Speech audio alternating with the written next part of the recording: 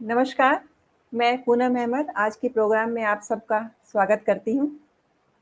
आप में से जो कल इस प्रोग्राम से नहीं जुड़ पाए, उन्हें एक बार फिर बताना चाहूँगी कि ये प्रोग्राम है प्रेमचंद की अनसुनी कहानियों का। ये इंडी पॉडकास्टर और कहानी क्लब का एक नया और अनोखा प्रयास है, जिसकी रूपरेखा तैयार की है पीयूष अग्रवाल ने। उनकी हमेशा यही कोशिश रहती है कि लोगों को हिंदी साहित्य की अनजानी लेकिन बहुमूल्य रचनाओं से जोड़ा जाए। ज़्यादा से ज़्यादा लोग हिंदी साहित्य से जुड़ सकें, इस प्रयास में वो हमेशा कुछ ना कुछ नया सोच रहे हैं और कहानी क्लब के सभी सदस्य भी साहित्य प्रेमी हैं और मिलकर कुछ करने का जोश हम सब में है और हम लोग सब साथ इस इसकी तैयारी कर रहे हैं। लगभग हम सभी ने प्रेमचंद की कहानियों को, रचनाओं को पढ़ा है और अभी हमने पिछले दिनों फिर प्रेमचंद को पढ़ना शुरू किया था। उनकी 300 कहानियों में से ऐसी कई कहानियाँ थी, जिन्हें ना किसी ने पढ़ा था, ना सुना था। उनमें से ही कुछ अनसुनी कहानियाँ हम इस प्रोग्राम में सुनाएँगे। आप इस प्रोग्राम में हर हफ्ते गुरुवार से रविवार 7 बजे हमारे साथ जुड़ सकते हैं और एक नई अनकही कहानी सुन सकते हैं। ये सिलसिला चलेगा अगले 3 हफ्तों तक। आज की कहानी सुनाएँगी चैताली थानवे। मैं उनका एक परिचय देना चाहूँगी। वे राजस्थान जोधपुर से हैं, फ्रीलांस राइटर हैं, अखबार और मैगज़ीन के लिए लिखती हैं, ऑडियो मीडियम के लिए भी लिखा है उन्होंने। यादों का idiot box with Nilesh Mishra show के लिए कहानियाँ लिखी हैं। अब पॉकेट एफएम के लिए ऑडियो डेली सीरीज़ लिख रही हैं, जिसका नाम है हमारी छोटी बहू। उसके 200 एपिसोड्स पूरे हो चुके हैं। अब भी वे इस पर काम कर रही हैं और इंग्लिश लिटरेचर से एमए हैं। आज वो कहानी सुनाएंगी प्रेमचंद जी की मेरी पहली रचना। इसमें प्रेमचंद अपनी बचपन की बात कर रहे हैं और कहानी बहुत रोचक है। मैं आपको अब मिलवाती हूँ चैताली थानवी से। चैताली जी, आपका स्वागत है हमारे प्रोग्राम जी में। कहानी अनसुनी कहानी लेकर आप आई हैं और अब हम शुरू करते हैं। अब आप कहानी शुरू कर सकती हैं। कहानी का नाम है मेरी पहली रचना, मुंशी प्रेमचंद। उस वक्त मेरी उम्र कोई 13 साल की रही होगी। हिंदी बिल्कुल न जानता था। उर्दू के उपन्यास पढ़ने लिखने का उन्माद था। मौलाना शहर, पंडित रतननाथ सरशार, मिर्जा रुसवा, मौलवी मोहम्मद अली हरदोई निवासी उस वक्त के सर्वप्रिय उपन्यासकार थे। इनकी रचनाएं जहां मिल जाती थी, स्कूल की याद भूल जाती थी और पुस्तक समाप्त करके ही दम लेता था। उस जमाने में रेनॉल्ड के उपन्यासों की धूम थी। उर्दू में उनके अनुवाद धड़ाधड़ निकल रहे थे और हाथों हाथ बिकते थे। मैं भी उनका आशिक था। स्वर्गीय हजरत रियाज ने, जो उर्दू के प्रसिद्ध कवि थे और जिनका हाल ही में देहांत हुआ, रेनॉल्ड की एक रचना का अनुवाद हरम सरा के नाम से किया था। उसी जमाने में लखनऊ के साप्ताहिक अवध पंच के संपादक स्वर्गीय मौलाना सज्जाद हुसैन ने, जो हास्य रस के अमर कलाकार हैं, रेनॉल्ड के दूसरे उपन्यास का दोखा या तिलिस्मी फानूस के नाम से अनुवाद किया था। ये सारी पुस्तकें मैंने उसी जमाने में पढ़ी और पंडित रतननाथ सरशार से तो मुझे तृप्ति ही न होती थी। उनकी सारी रचनाएं मैंने पढ़ डाली। उन दिनों मेरे पिता गोरखपुर में रहते थे और मैं भी गोरखपुर के ही मिशन स्कूल में 8वीं में पढ़ता था, जो तीसरा दर्जा कहलाता था। रेती पर एक बुक सेलर बुद्धिलाल नाम का रहता था। मैं उसकी दुकान पर जा बैठता था और उसके स्टॉक से उपन्यास ले लेकर पढ़ता था, मगर दुकान पर सारे दिन तो बैठ न सकता था। इसलिए मैं उसकी दुकान से अंग्रेजी पुस्तकों की कुंजियां और नोट्स लेकर अपने स्कूल के लड़कों के हाथ बेचा करता था और इसके मुआवजे में दुकान से उपन्यास घर लाकर पढ़ता था। 2-3 वर्षों में मैंने सैकड़ों ही उपन्यास पढ़ डाले होंगे। जब उपन्यासों का स्टॉक समाप्त हो गया, तो मैंने नवल किशोर प्रेस से निकले हुए पुराणों के उर्दू अनुवाद भी पढ़े और तिलिस्मी होशरुबा के कई भाग भी पढ़े। इस बृहद तिलिस्मी ग्रंथ के 17 भाग उस वक्त निकल चुके थे और एक एक भाग पढ़े सुपर रॉयल आकार के 2-2 हजार पृष्ठों से कम न होगा। और इन 17 भागों के उपरांत उसी पुस्तक के अलग-अलग प्रसंगों पर 2500 भाग छप चुके थे। इनमें से भी मैंने कई पढ़े। जिसने इतने बड़े ग्रंथ की रचना की, उसकी कल्पना शक्ति कितनी प्रबल होगी, उसका केवल अनुमान ही लगाया जा सकता है। कहते हैं कि ये कथाएं मौलाना फैजी ने अकबर के विनोदार्थ फारसी में लिखी थी। इनमें कितना सत्य है कह नहीं सकता, लेकिन इतनी वृहद कथा शायद ही संसार के किसी भाषा में हो। पूरी एनसाइक्लोपीडिया समझ लीजिए। एक आदमी तो अपने 60 वर्ष के जीवन में उनकी नकल भी करना चाहे तो नहीं कर सकता। रचना तो दूसरी बात है। उसी जमाने में मेरे एक नाते के मामू कभी-कभी हमारे यहाँ आया करते थे। अधेड़ हो गए थे, लेकिन अभी तक बिना ब्याहे थे। पास में थोड़ी सी जमीन थी, मकान था, लेकिन धरती के बिना सब सून था। इसलिए घर पर जी न लगता था। नातेदारियों में घुमा करते थे और सबसे यही आशा रखते थे कि कोई उनका ब्याह करा दे। इसके लिए 100-200 खर्च करने को भी तैयार थे। क्यों उनका ब्याह नहीं हुआ, यह आश्चर्य था। अच्छे खासे हृष्ट-पुष्ट आदमी थे, बड़ी-बड़ी मूछें, औसत कद, सांवला रंग, गांजा पीते थे, इसमें आंखें लाल रहती थीं। अपने ढंग के धर्मनिष्ठ थे। शिवजी को रोजाना जल चढ़ाते थे और मांस मछली नहीं खाते थे। आखिर एक बार उन्होंने भी वही किया जो बिन ब्याहे लोग अक्सर किया करते हैं। एक चमारिन के नयन बाणों से घायल हो गए। वह उनके यहाँ गोबर पाथने, बैलों को सानी पानी देने और इसी तरह के दूसरे फुटकर कामों के लिए नौकर थी। जवान थी, छबीली थी और अपने वर्ग के अन्य रमणियों की भांति प्रसन्न मुख और विनोदिनी थी। एक समय सखी सुवरी सुंदरी वाली बात थी। मामू साहब का त्रसित हृदय मीठे जल की धारा देखते ही फिसल पड़ा। बातों बातों में उससे छेड़छाड़ करने लगे। वह इनके मन का भाव ताड़ गई। ऐसी अल्हड़ न थी और नखरे करने लगी। केशों में तेल भी पड़ने लगा, चाहे सरसों का ही क्यों न हो। आंखों में काजल भी चमका, होठों पे मिस्सी भी आई और काम में ढिलाई भी शुरू हुई। कभी दोपहर को आई और झलक दिखलाकर चली गई, कभी सांझ को आई और एक तीर चलाकर चली गई। बैलों को सानी पानी मामू साहब खुद दे देते, गोबर दूसरा उठा ले जाता। युवती से बिगड़ते क्यों कर, वहां तो अब प्रेम उदय हो गया था। होली में उसे प्रथानुसार एक साड़ी दी, मगर अब की गजी की साड़ी न थी, खूबसूरत सी 2.25 रुपए की चुंदरी थी।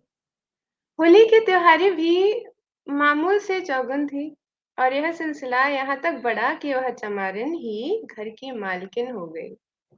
एक दिन संध्या समय चमारों ने आपस में पंचायत की। बड़े आदमी हैं तो हुआ करें, क्या किसी की इज्जत लेंगे? एक इन लाला के बाप थे कि कभी किसी मेहरिया की ओर आंख उठाकर न देखा। हालांकि यह सरासर गलत था। और यह एक है कि नीच जाति की बहू बेटियों पर भी डोरे डालते हैं। समझाने बुझाने का मौका न था। समझाने से लाला मानेंगे तो नहीं, उल्टे और कोई मामला खड़ा कर देंगे। इनके कलम घुमाने की तो देर है। इसलिए निश्चय हुआ कि लाला साहिब को ऐसा सबक देना चाहिए कि हमेशा के लिए याद हो जाए। इज्जत का बदला खून ही चुकाता है, लेकिन मुरम्मत से भी कुछ उसकी पुरौती हो सकती है। दूसरे दिन शाम को जब चंपा मामू साहब के घर में आई, तो उन्होंने अंदर का द्वार बंद कर दिया। महीनों के असमंजस और हिचक और धार्मिक संघर्ष के बाद आज मामू साहब ने अपने प्रेम को व्यवहारिक रूप देने का निश्चय किया था। चाहे कुछ हो जाए, कुल मर्जाद रहे या जाए, बाप दादा का नाम डूबे या उतराए। उधर चमारों का जत्था ताक में था। इधर किवाड़ बंद हुए और उधर उन्होंने खटखटाना शुरू कर दिया। पहले तो मामू साहब ने समझा कोई आसामी मिलने आया होगा, किवाड़ बंद पाकर लौट जाएगा। लेकिन जब आदमियों का शोरगुल सुना तो घबराए। जाकर किवाड़ों की दराज से झांका। कोई 20-25 चमार लाठियां लिए द्वार रोके खड़े किवाड़ों को तोड़ने की चेष्टा कर रहे थे। अब करें तो क्या करें? भागने का कहीं रास्ता नहीं, चंपा को कहीं छुपा नहीं सकते। समझ गए कि शामत आ गई। आशिकी इतनी जल्दी गुल खिलाएगी, यह क्या जानते थे? नहीं तो इस चमारिन पर दिल को आने ही क्यों देते? उधर चंपा इन्हीं को कोस रही थी। तुम्हारा क्या बिगड़ेगा? मेरी तो इज्जत लुट गई। घर वाले मुंह ही काट कर छोड़ेंगे। कहती थी कभी किवाड़ बंद न करो, हाथ पांव जोड़ती थी, मगर तुम्हारे सिर पर तो भूत सवार था। लगी मुंह में कालिख के नहीं? मामू साहेब बेचारे इस कूचे में कभी ना आए थे। कोई पक्का खिलाड़ी होता तो 100 उपाय निकाल लेता, लेकिन मामू साहेब की तो जैसे सिट्टी पिट्टी गुल हो गई। बरौठे में थर-थर कांपते, हनुमान चालीसा का पाठ करते हुए खड़े थे। कुछ न सूझता था और उधर द्वार पर कोलाहल बढ़ता जा रहा था। यहाँ तक कि सारा गांव जमा हो गया। ब्राह्मण, ठाकुर, कायस्थ सभी तमाशा देखने और हाथ की खुजली मिटाने आ गए।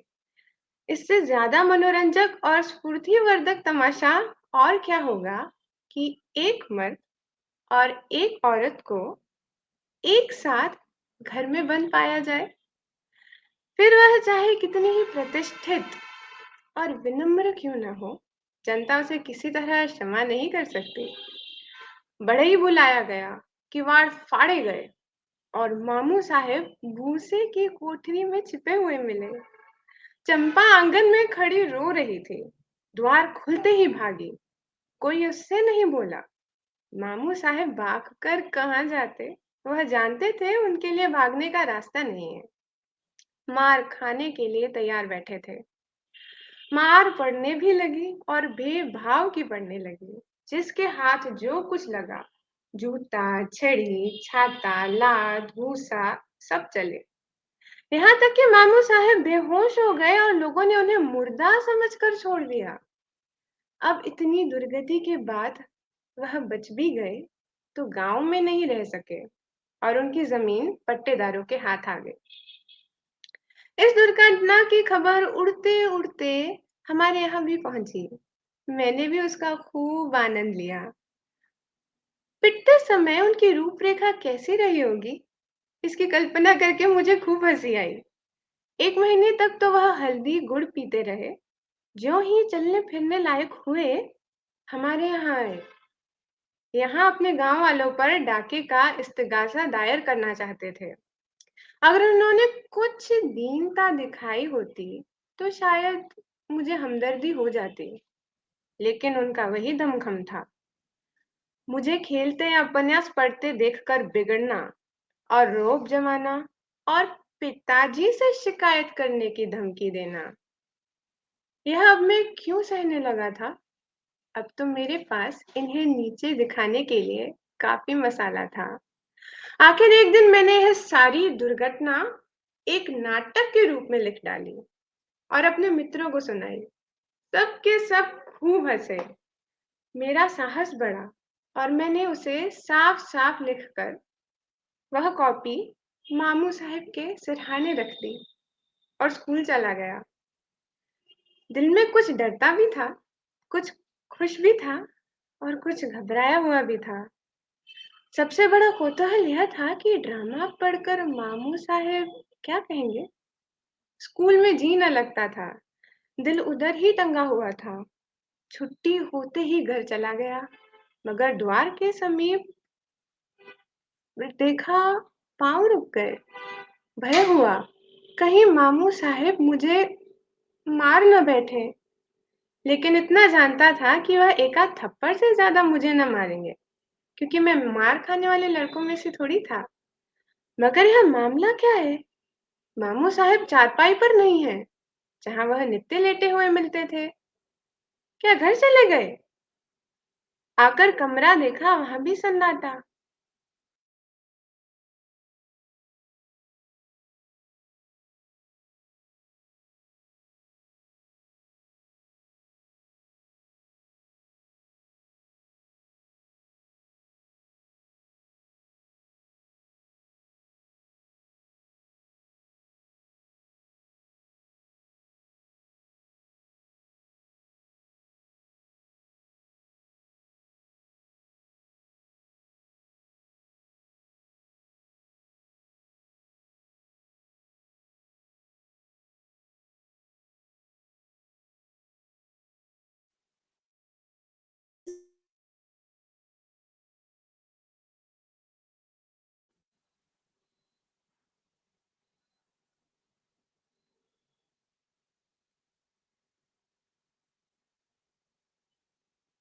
तो ये थी प्रेमचंद जी की मेरी पहली रचना। बहुत ही बढ़िया सुनाई है चैताली। लगातार एक स्माइल बनी रही। बहुत ही मस्ती में सुनाई है और कहानी तो लाजवाब है ही। और जी, हमारे साथ जुड़ी हैं दीप्ति मित्तल, पल्लवी, सुषमा, लकी, हिना साहिल। दीप्ति कह रही है कि पहली बार सुना है प्रेमचंद जी का ये संस्मरण, तभी तो ये प्रोग्राम की तैयारी की है। छांट-छांट जी, के लाए हैं ऐसी अनसुनी कहानियाँ कि सबको लगेगा कि ये तो पढ़ा ही नहीं था, सुना ही नहीं था। लकी राजीव कह रही हैं too good, we are proud of you. बहुत ही बढ़िया कहानी थी। थैंक आप यू। आपने सुनाई बहुत अच्छी तरह से, लगातार एक स्माइल बनी रही। बहुत अच्छी सुनाई, कहानी को और रोचक बना दिया आपके स्टाइल ने। बहुत अच्छा धन्यवाद सुनाया, पूनम जी। बहुत अच्छा सुनाया है। तो ये थी एक अनसुनी कहानी। पूरी हमें आशा है कि आपने इस कहानी का आनंद लिया होगा। प्रस्तुतिकरण बहुत लाजवाब था ही। आप सब भी अगर कहानी क्लब के प्रोग्राम से जुड़ना चाहें तो हमारे फेसबुक पेज से जुड़ सकते हैं। हमारे साथ जुड़िए और ऐसे ही नए-नए प्रोग्राम में आप भी शामिल होइए। कल फिर एक नई कहानी के साथ हम हाजिर होंगे। मिलते हैं अब कल शाम 7 बजे। आज हमारे साथ जुड़ने के लिए आप सबका बहुत-बहुत धन्यवाद। Thank you Chaitali, thank you. Thank you, कल मिलते हैं धन्यवाद। फिर। जी। जी।